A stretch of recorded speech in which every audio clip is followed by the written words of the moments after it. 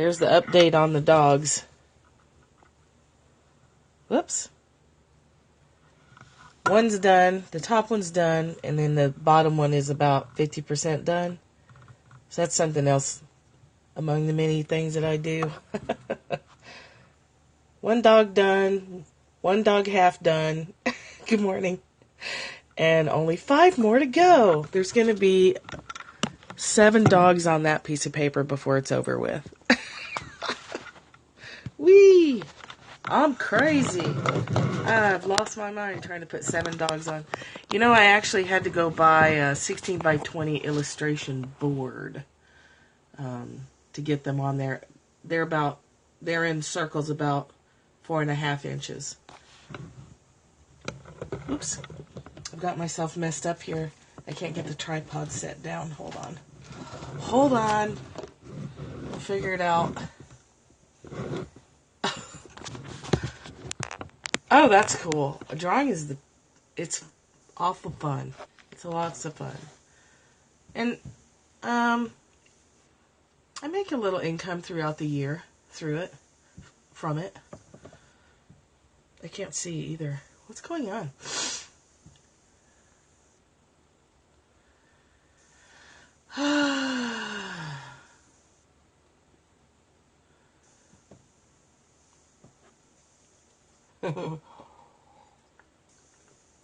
Good morning, everybody.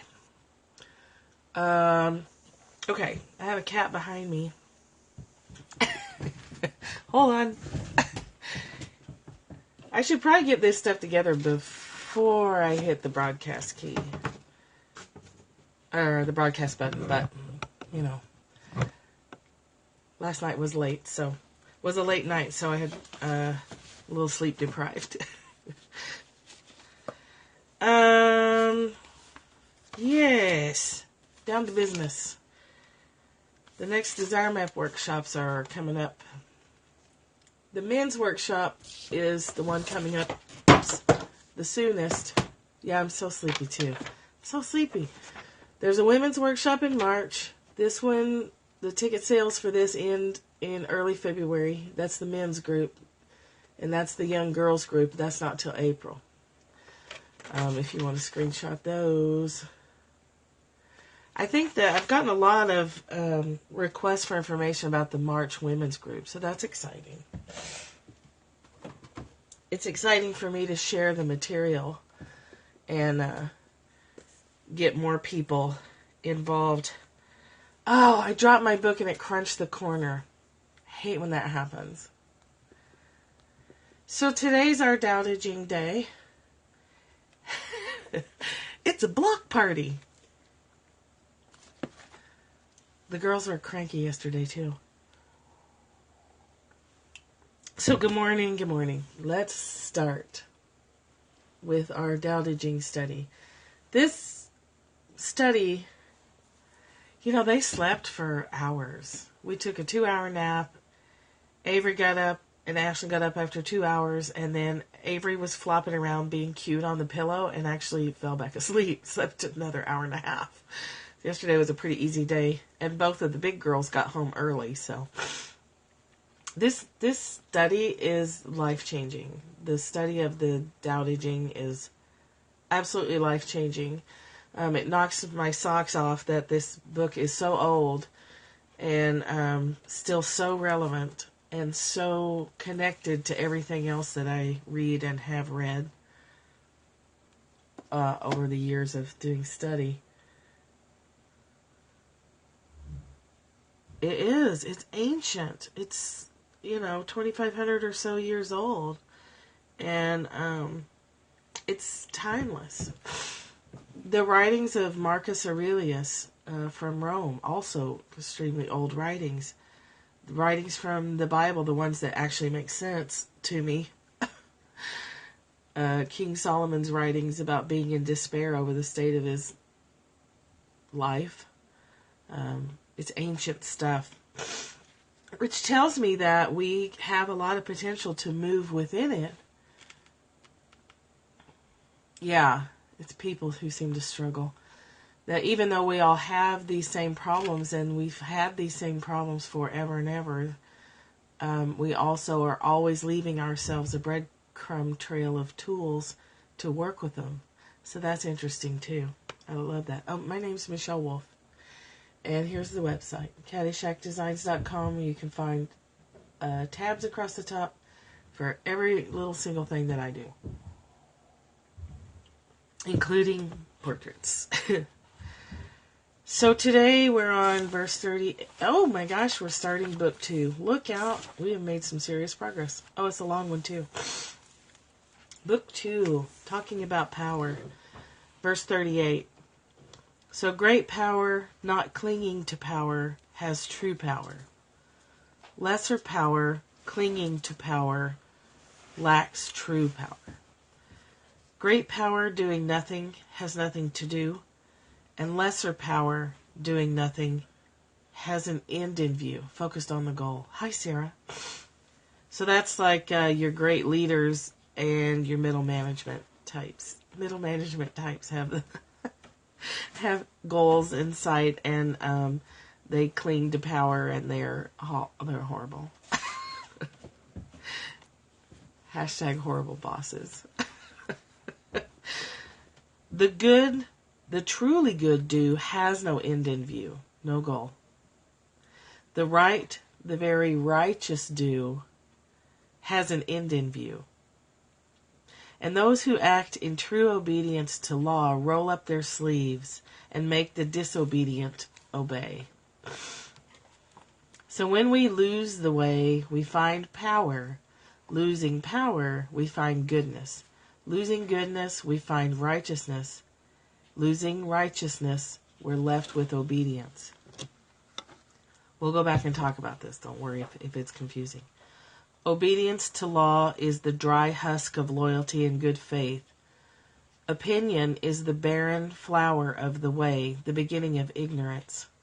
So great-minded people abide in the kernel, not the husk, and in the fruit, not the flower, letting the one go, keeping the other. So here's what her notes at the bottom say. A vast, dense argument in a minimum of words, this poem lays out the Taoist values in steeply descending order. The way and its power, goodness, which is humane feeling, righteousness, which is morality, and a very distant last, obedience, which is law and order. The word I render as opinion can also be read as knowing too soon, the mind obeying orders, judging before the evidence is in, closed to fruitful perception and learning. And that's how I would read it too. Opinion is the barren flower of the way, the beginning of ignorance. Once you've formed an opinion, once you've said this is how it is, then no other information can come in. Your mind is closed. All other potential answers to a question are gone. All other potential understandings of another human being's experience are lost when you say, this is what those people do. This is what that person does. This is who they are. It used to drive, well, it still does kind of drive me nuts that when, such a disjointed day. I just tripped on the phone cord. So when, we're fine. We're fine. It's just a bump in the road. It's a bump in the road. It's okay. When you have a bad day or a bad week or something, this is something that Facebook is the worst at. It feels like Monday to me. It's a Tuesday, Monday.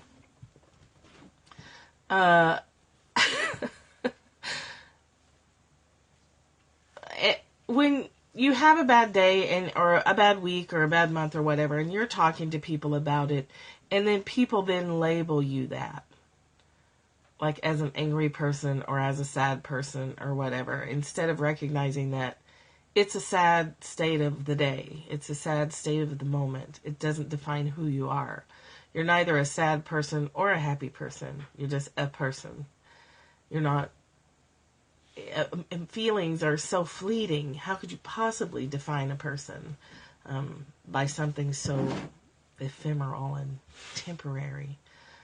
That's crazy to me. And that keeps people from talking to each other. I've heard that more than once, and I've certainly not talked at times when I probably should have, because I didn't want to be labeled as a particular feeling. So there's that. The other parts of this that really stand out to me is true power is recognizing that the only power you have is your own. The only control you have is over you. Lesser power is that false illusion. Oh, yeah, but not anymore. Lesser power is, I'm going to make you do what I think is right because I'm smarter than you, or I'm bigger than you, or I'm whiter than you, or I'm whatever, richer than you. And I don't think you're smart enough to figure out life for yourself. So I'm going to issue you a bunch of rules and dictates, and you're going to follow them, and then that way you'll be okay, and then that way I'll be okay. And that doesn't work. People who feel weak always have that hidden agenda because they're so unsure of how to handle the shifting uncertainties of our lives, and they don't have any faith in their power to make it through and to adapt to changing circumstances. So they put all these goals and benchmarks and things in place to, and I've certainly been guilty of that as well. I'm definitely not issuing a judgment on anyone that I wouldn't also apply to myself. When we're scared and we don't think we can handle the ups and downs of life, we put a lot of structures in place in an illusion of holding things steady. So we think, on this day I'm going to do that, and by March I'm going to achieve that, and then I'm going to apply for this job, and I'm going to get that, and then I'm going to get a promotion, then I'm going to, on and on and on. Thinking that by structuring life, it'll be safe. And it's not. It's not ever safe. Life is what it is, and you can roll with it and work within it. Its structures, the structures of the way, which are the only ways that work that I know of. They're the only ways I've ever found that loosen my life up and increase my energy and increase my flow. But to get to where you can trust that, you have to step out. That's the leap of faith thing. You have to step out and understand that it's going to get scary out there. And you're going to be okay. And things are going to come flying at your face. And you're going to learn how to dodge them more quickly until they don't come flying at your face anymore. That's true power. It's understanding that you're strong. You're stronger than you think you are.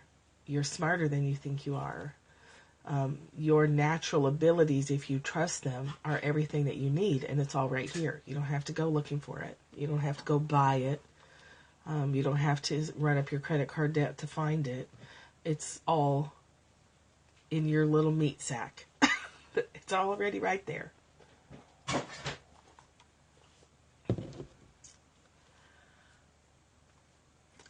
Obedience to law is the dry husk. Blind obedience to man-made laws is exhausting and ridiculous, and it won't ever get you where you want to go. Forming opinions is the same. The good that the truly good do has no end in view. There is no hidden agenda. You're doing good because that's your expression of love in the world. That's how you give form to our source, which moves through us in this physical world. Morgan said yesterday she got to be the answer to someone's prayer. Her words was, I got to be somebody's sign. So she was early to work. That never happens. Her new job, which she loves. And so she was, to kill time, she went into Starbucks. And we'd actually already had Starbucks that morning. So this was yesterday. So she thought, well, I'll just buy a little coffee or whatever she needed to use the bathroom. So she goes in there and she says her name is Morgan. And the cashier's older and she sings her a song. Morgan. That's how you spell Morgan. And Morgan was like, okay. That's weird, but she's a cute little old lady, so whatever. And then she gets to the end, and she said, that song is, my daughter's name was Morgan, and that's how my husband taught her to spell her name. And Morgan was like, oh, that's so sweet. She said he died a few years ago, so every time I run across the name Morgan, I see that as my sign. And she was like, oh, that's so awesome. I'm glad I came in, And she said, yeah, my daughter, Morgan Nicole. And Morgan was like, I'm a Morgan Nicole. And the woman was like, what? There's no way you can be a Morgan Nicole. And they're only 2 months apart in age. She said, Morgan said, how old is your daughter? I don't run across that many Morgans. And she said, my daughter's about to be 28, or just turned 28. And Morgan was like, I'm about to just turn 28. So this woman's daughter's birthday's in January. She's named Morgan Nicole. Morgan's birthday's the end of March, and she's named Morgan Nicole. And so the woman was just like covered in goosebumps and totally needed that and got all, tearful. I'm going to get tearful. And so sweet. It's so sweet. And Morgan was like, she recognized that, like the timing. That's what I was proud of, is that Morgan recognized the timing was so perfect to be the answer to someone's prayer. So sweet. So sweet. Makes me all verklempt. I love that stuff. When you're in the flow and just rolling with life, that stuff happens all the time. All the time. I want that for all of us. I need to get some more sleep. I'm all weepy. I'm all verklempt.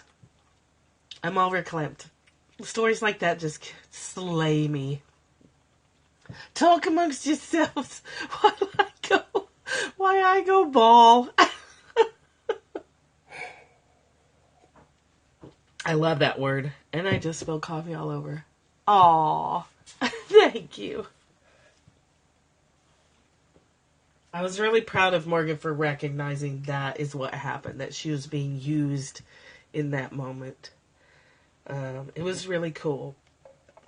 And Morgan showed the woman her driver's license. She was like, I'm not making this up. My middle name really is Nicole.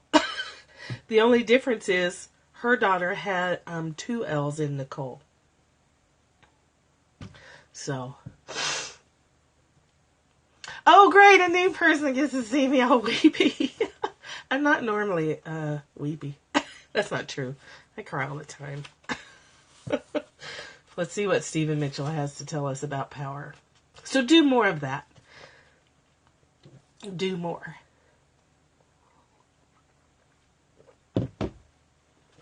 Hello, Angela. Hello. We're doing our Tao Te Ching study today. We do 2 translations, and this is our second one. And then we'll read some Byron Katie that goes along with it.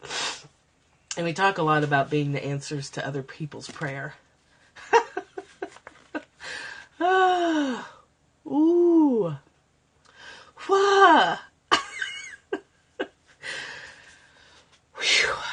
Alrighty.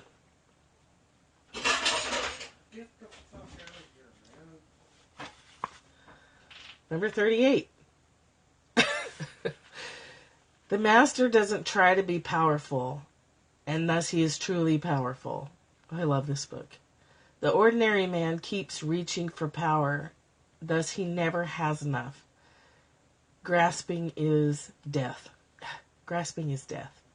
Stop grasping. It's going to kill you.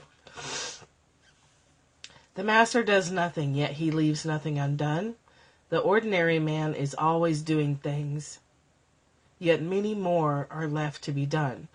You never get them done when you're functioning from that mind space.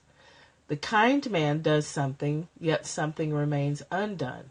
The just man does something and leaves many things to be done. The moral man does something, and when no one responds, he rolls up his sleeves and uses force. It's the worst use of power, force. When the Tao is lost, there is goodness. When goodness is lost, there is morality. When morality is lost, there is ritual. Ritual is the husk of true faith, the beginning of chaos. In your particular brand of spirituality or what you do, please don't ever think that the connection is coming from the ritual. The ritual's a tool. And it's a nice thing that trains our physical human body and mind to connect faster through behavioral cues.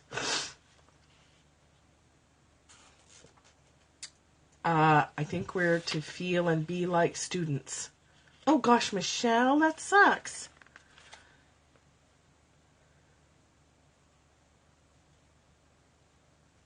When everything falls apart and people get scared, they go running for their rituals, and they will fight you to the death over those rituals.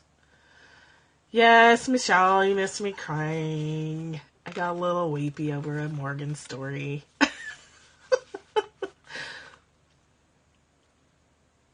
I think, to answer your question, Roseanne, that we are masters if we retain our student mind. I think we master this material by always viewing ourselves as beginners. The master concerns himself with the depths and not the surface, with the fruit and not the flower. He has no will of his own. He dwells in reality and lets all illusions go. Don't be ordinary. Yes, the ordinary man, yes, right. The master doesn't try to be powerful, thus he is truly powerful. So a master understands that your only power is right here, right now in you. So he doesn't go grasping to get power from other people or to hold power over other people, to dominate other people and force his or her will upon them. And he certainly doesn't ever go so far down as to, that's okay. We all have black and white thinking areas. That's all right. That's why we discuss it. Yes, this is written as a political book. It's a spiritual book, but it's written about governments and politics and ruling of others. This is politics. The moral man does something, and if no one responds to him, he rolls up his sleeves and uses force. We do that all the time. Yes, there's a big difference. You drive yourself nuts. How to find the balance is to always come back to yourself. When you're struggling with an outside problem, the answer is in you. Don't even waste your time thinking too much about outside. Bring it back to you. So where do you use force on yourself? Where do you smash yourself and impose an outside will on yourself? It has to... I don't mind explaining it. That's the fun part. And I'm only explaining my opinion, so don't take my word for it. Put these things into practice and see if your life changes. Put these things into practice and see if you feel better. Don't take my word for it. I'm just some person with a smartphone and a coffee cup. I'm a not smart person with a smartphone. I'm not saying I'm stupid. I'm not stupid. I'm saying I'm not smart. There's a difference. I'm a smart ass. That counts.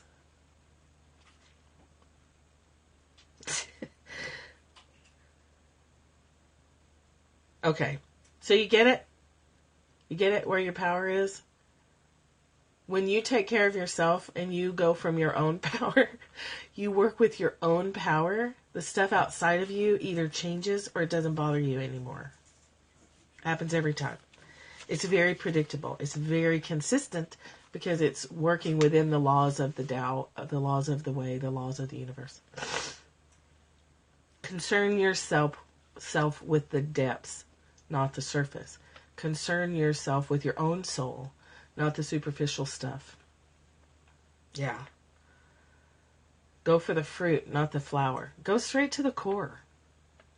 Don't even worry about the fluffy, garbagey stuff floating on top. It's just not even, it's not an effective use of your time or energy. Your teacher is you. Shit. That's the worst news ever. Oh, Byron Katie. See what she has to say about it. There's been a lot of Byron Katie work being done this week among this group. It always brings it back to you. You're only responsible for you, and you can only change you. Thank you for all those hearts and shares, by the way. I appreciate them. They're so beautiful. Yeah. Okay. The master doesn't try to be powerful. Thus, she is truly powerful. The master doesn't try to be powerful because she realizes how unnecessary that is. Power doesn't need a plan. Everything gravitates to it. Everything comes to you so that you do without doing. Yes, grateful.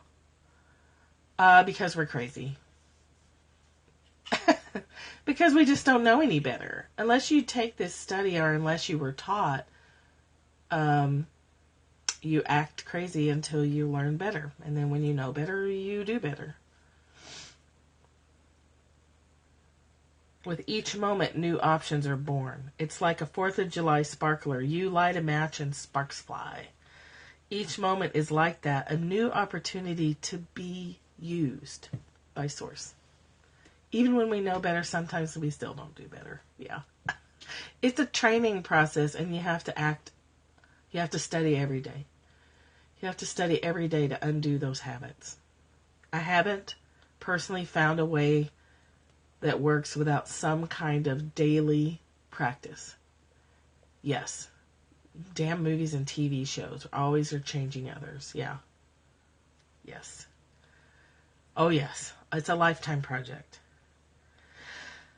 If someone says no, the master sees options as the sparks flying from its center. The no opens the door for something that couldn't have been foreseen. This is important. Here is a way and there is a way. Each way, everywhere's a way. Each way comes from the master's openness to possibilities. In seeing the wisdom of the no, she keeps the door open for something better. This is the gift you give people with your sacred no. When you have to say no to a demand on your time or your energy or your love or whatever, and you don't feel comfortable saying no, right.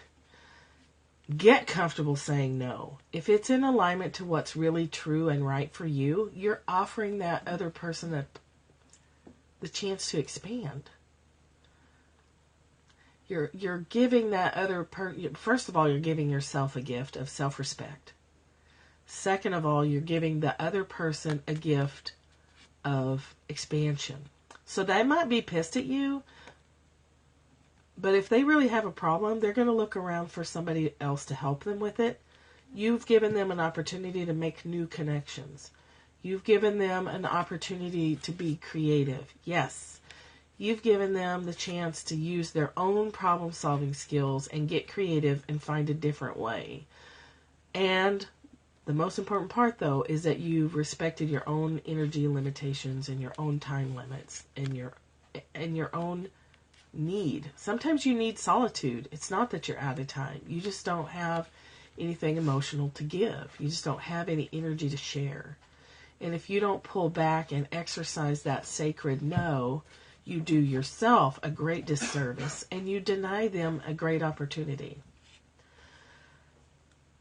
When the master hears the word no, it opens her mind for other ways to get things done. It opens her mind to other possibilities. So the initial reaction might be negative to your no, but that's not really your business. Your business is to take care of your business. And their business is to take care of their own. In seeing the wisdom of the no, she keeps the door open for something better. I never have the sense that anything, oh good, oh great. I never have the sense that anything I haven't done is undone. Yes, it's a big one. It's a big one, learning to say no. I see the things that don't get done as things that need a different timing, okay? She doesn't beat herself up at the end of the day for the things still left on the to-do list. She understands that the timing was off. So if I make a big long to-do list and I only get 2 of them done, that's all that needed to get done. The rest of them need a different timing, which I can't see because I'm only right here, right now. I have to trust that the universe is going to work itself out and the right timing will happen, because it always does. If you look back in your life, you can see where delays were gifts, where being delayed at the grocery store kept you out of a wreck down the road, where being delayed on a job promotion or being denied a job promotion was actually protection from a huge layoff that came later and only middle management got laid off, which you would have been. You just don't know. You have to trust a little. You have to trust in your abilities to roll with life. Trust the timing. A sacred no keeps you in sacred timing. What if you're at the end of the rope and you say yes when you really need to say no, and you've denied that person meeting a great friend that they would have met when they went digging around for somebody else to help them solve their problem? Timing is everything. Location, location, location, and timing. I do the best I can, and I'm clear that people don't need me. Since we all come from the same wisdom, they can give themselves what they need if I'm not available. I'm not your source. You're not my source. Source is our source. She helps if she can help. Yes. Yes. It's a great opportunity for growth. That's the ego, definitely. I have to. I'm the only one. I'm the only one that can help them. People don't need me. You don't need me. There's always someone else that can help. There's always someone else that can help. Or maybe not getting help is what you need in that moment to grow. We just don't know. We can't predict it. We can only do what's right for ourselves. People think they need you. Well, educate them otherwise. Teach them that they can do it themselves. It's that teach a man to fish thing. Does anybody watch Parks and Rec? There's a really funny Ron saying about the fish, and of course I'm not going to remember it, but yeah, cut those apron strings. Sometimes it's just timing. Yeah. It's just bad timing. You want to help, but it's just the timing. Very important. You did well. Morgan is like that too. I had her doing her own things pretty early on. Yes. And you don't need to be manipulated, and you don't need to help them act out their manipulative tactics either. We all come from the same wisdom. They can give themselves what they need if I'm not available. What really matters is available to everyone. Nothing comes ahead of its time, and nothing has ever happened that didn't need to happen. Bringing inquiry to people is my job. Questioning your thoughts is her mission in life. Bringing that information to you, us. After that, there's nothing to offer. I know that ultimately people don't need my help. I go through the world helping people, it appears, but really, I'm only selfishly helping myself. Open your mind up to the possibilities, other ways it can be solved. Don't lock yourself down by forming an opinion, like in the earlier reading. Opinions are the beginning of ignorance. Opinions are the beginning of chaos. When you say, help me, I understand that. I've been there. But even if I could give you freedom, I wouldn't. I love you too much for that. I love your freedom. I leave your freedom to you. That's the gift. If I hand it to you, you lose the chance to build your own skill set. You use the chance to strengthen your own muscles. My job is to delete myself. If there were a bumper sticker representing my life, it would say Control-Alt-Delete, www.thework.com. That's awesome. That's where I invite everyone to come and join me. And all her resources are free. There's tons of videos, tons of worksheets. Her classes, she charges for those because you have to make a living somehow. And her books and stuff.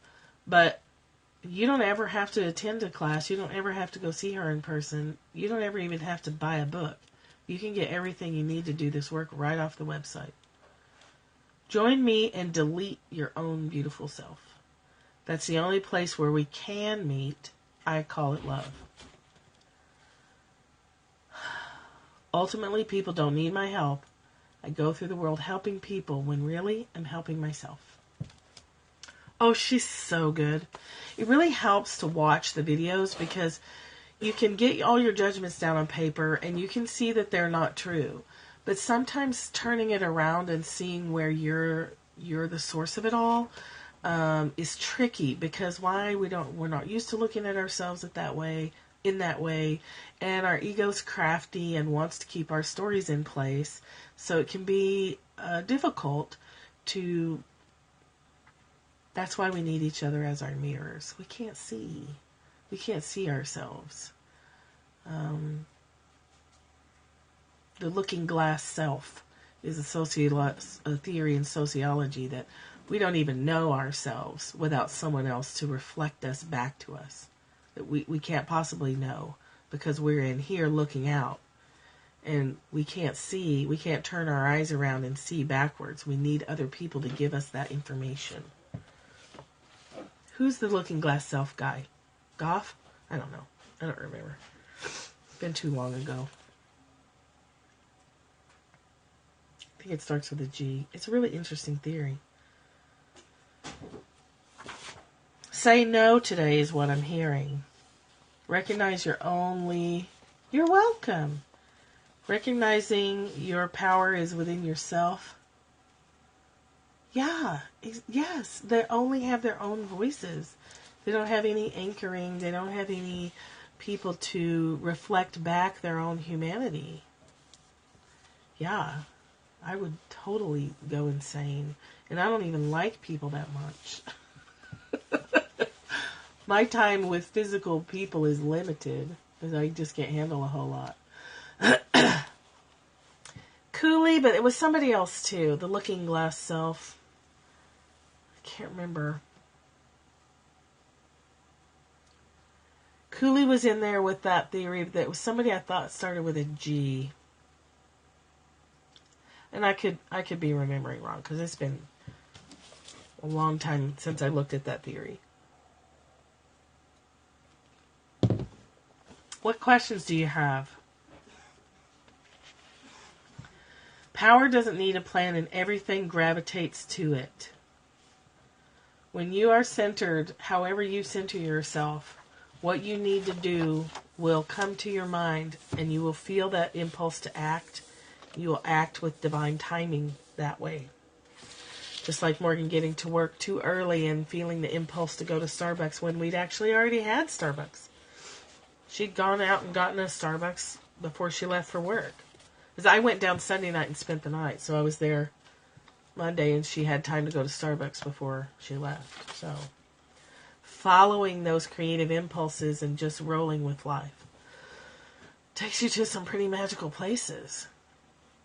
It takes you to some places where you can help others and help yourself. It's so awesome, isn't it? It's so awesome. So anything going on in your life, do a worksheet on it. Go to thework.com. Fill out a Judge Your Neighbor worksheet or a One Belief at a Time worksheet. It's not particularly easy to find now. I think it's under resources. What? I lost track. Oh, what chapter was it? 38. Hand them out like candy. They still do make a little short version that fits on the size of a business card front and back. I carried some in my wallet for a long time when I was first doing this stuff. It's chapter 38, Roseanne. You did? Does it work? I got the app too and it wouldn't work, so I got a refund on it. There's an app, but it didn't work on my Android phone. So I don't know if it just works best on iPhones. Yeah, mine didn't work. Yeah. If you have an iPhone, check it out. It's like $2 or something. It's cool to have it with you. To remember that what you're seeing in front of you is just information. You don't have to react to it. You don't have to freak out about it. We do, and that's okay. We pull ourselves back, and we take our emotional hit, and we get upset, and then we sit down and we go, okay, what's really going on here? How is this information for me? How can I see this differently? How can I have that miracle of a shift in perception, understanding that whatever's being handed to me is information that I've asked for? There's a Byron Katie app in the App Store. It's $1.99. I couldn't make it work on my phone, but Michelle downloaded it and works on her phone. So you can try it. If it doesn't work, Google Play Store will give you a refund if you ask for it. There's a Byron Katie app. It's the work. Just go in the Play Store and it's in there. Yeah. It's handy to have stuff like that with you. I carried her book around for a long time. Her first book, Loving What Is, I carried around for a long time. Oh, you know what else? Here's another resource that's on the website. This right here. This little book I carried around forever. You can download this as a PDF from the website and it's free. You can print it off or you can just have it. You can, if the app doesn't work, you can send this to yourself on email and download it from your email onto your phone. So it just has the basics and takes you through how to do a worksheet. You don't need it. It's just handy to have. And there's questions and answers section in the back. Yeah. She says, judge your enemy, write it down, ask 4 questions, and then turn it around back on yourself. You can't do that in your head. You'll do it in your head and you'll think you've done it and you haven't. When you start putting it on paper, you're armed and ready. Michelle is packing the big guns.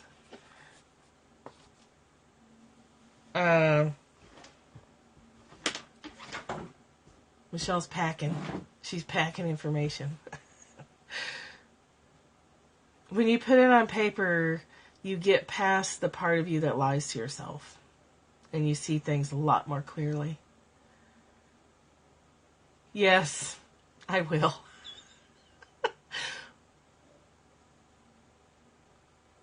Yeah, heaven forbid you should be allowed to focus. I will put it on the... I think it's in there. But I'll put it up again, or I'll bump it up to the top. If we find the original post, I'll bump it up to the top so you can find it easier.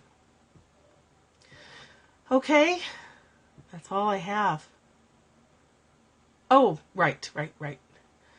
Yes, Catherine, I'll go tag you in a comment underneath that post so you can see it. It'll bump it back up to the top too. Yes, tagging. Smart. Totally forgot about that. Okay, I've got some dogs to draw and some more sleep to get. Some of you I'll be seeing at the Desire Map Workshop tonight. Yay! That's tonight, right? 8 o'clock. You're welcome. Yay! So, yeah. For you Desire Mappers who are starting your workshop, I'll talk to you tonight at 8 o'clock. It is tonight. If you want to take a workshop, you can check out these links. The next women's one is March 1st. The next men's one starts February 17th. I had to move it to Wednesdays. You're welcome. Glad you could join us. Thanks for stopping by. Say no today when you need to say no. I'm excited too. I'm excited for them and for me. I love teaching this stuff. So, have a great day. Much love to you. Thanks for coming by.